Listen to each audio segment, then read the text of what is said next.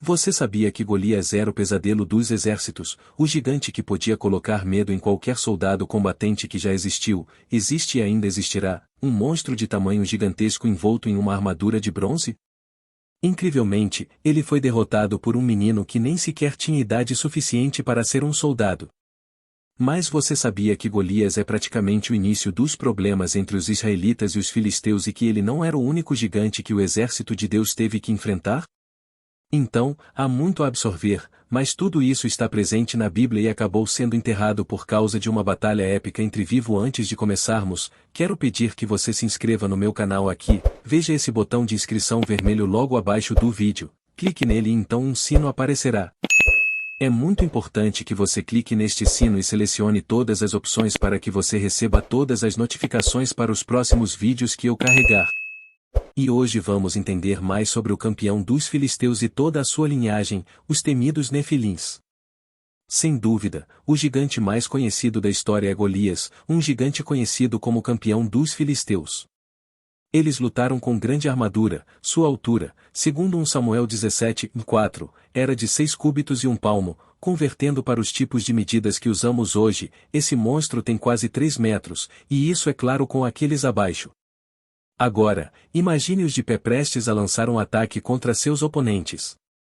Acompanhando esse tamanho imponente estavam um capacete e uma armadura de escamas, ambos feitos de bronze.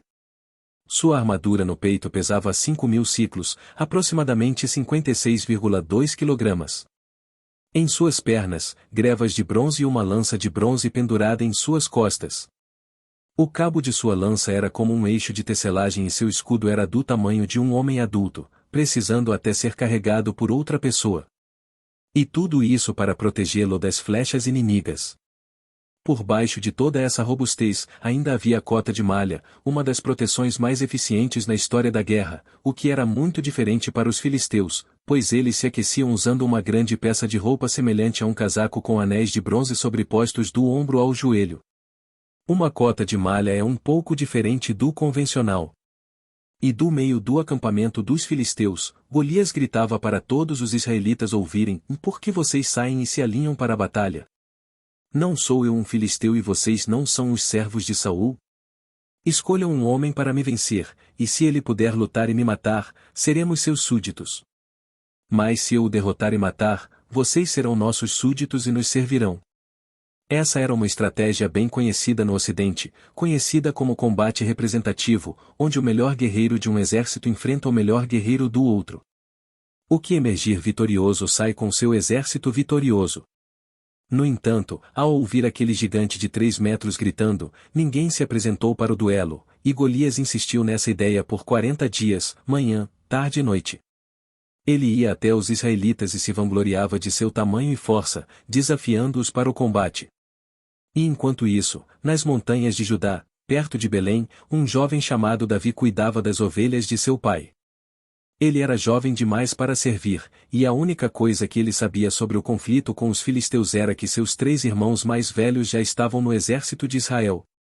Por outro lado, Jessé, o pai, estava muito preocupado com o bem-estar de seus filhos mais velhos, que foram para a guerra. No entanto, como ele já era muito velho, não conseguia atravessar as montanhas sozinho, então decidiu chamar Davi. Davi, preciso que você faça um favor para mim.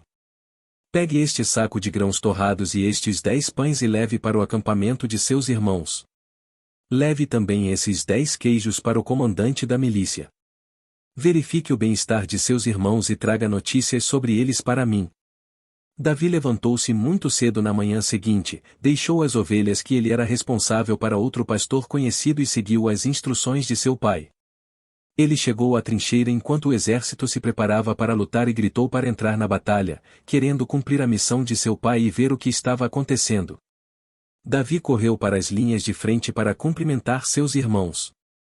Enquanto conversava com seus irmãos, o campeão filisteu rompeu suas fileiras e gritou pelo 41º dia querendo combate representativo. Davi estava incrédulo com tudo o que estava acontecendo. Aquele homem envolto em bronze gritou por um desafiante e profanou o nome do Senhor, enquanto os guerreiros de Israel corriam para suas tendas com medo. O filho mais novo de Jessé ficou enfurecido com isso, seu coração queimava como brasas, e então ele falou com os homens ao seu redor: do que será feito ao homem que matar este filisteu e remover a vergonha de Israel?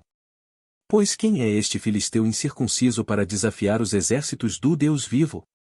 O povo respondeu: será feito a este homem o que foi feito a ele. O prêmio para quem matar o campeão inimigo seria a mão da filha de Saul, uma grande riqueza e isenção de impostos pelo resto de sua vida. O que é surpreendente é que, mesmo com tudo isso, ninguém foi encorajado a enfrentar o grande Golias.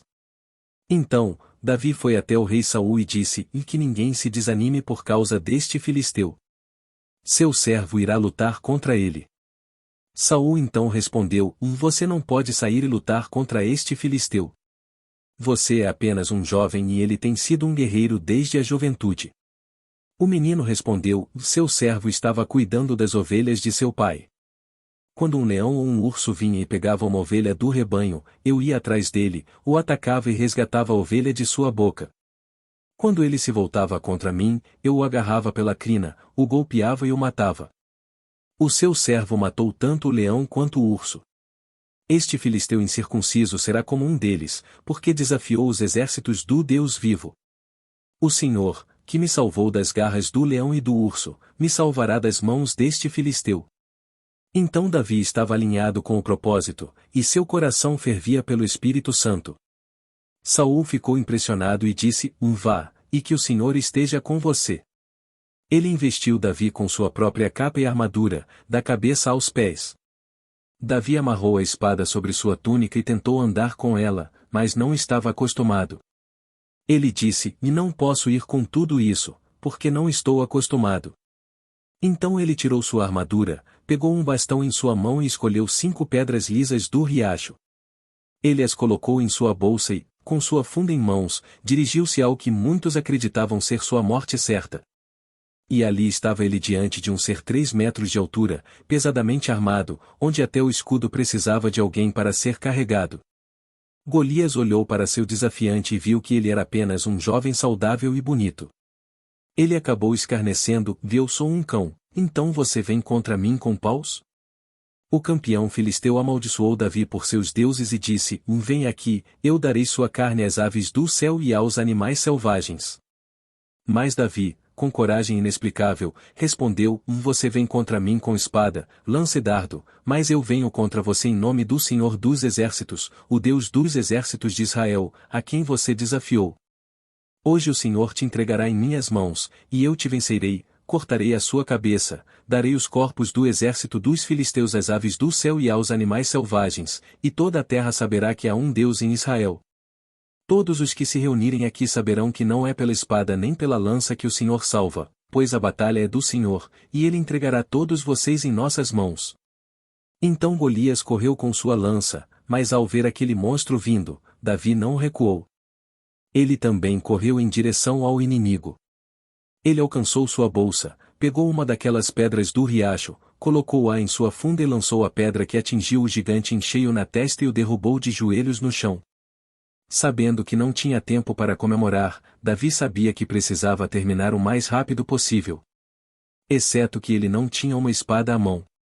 Com tudo o que seu rival tinha, ele deu o último golpe, cortando sua cabeça e terminando a luta de uma vez por todas, deixando todos completamente sem palavras, incapazes de acreditar que o campeão tinha sido derrotado. Os filisteus correram em desespero, e o exército de Israel os perseguiu até a entrada de Gate, até os portões de Ecrom. Seus mortos estavam espalhados ao longo do caminho de Saraim a Gate e Ecrom. Quando o exército israelita retornou, eles saquearam o acampamento inimigo. Quanto a Davi, ele levou a cabeça do gigante para Jerusalém e colocou as armas do campeão filisteu em sua própria tenda como troféu. Esta, de fato, é uma das histórias mais épicas e uma lição de coragem, fé e propósito, e uma intervenção completa de Deus que tornou possível vencer o impossível. Mas quem era esse Golias?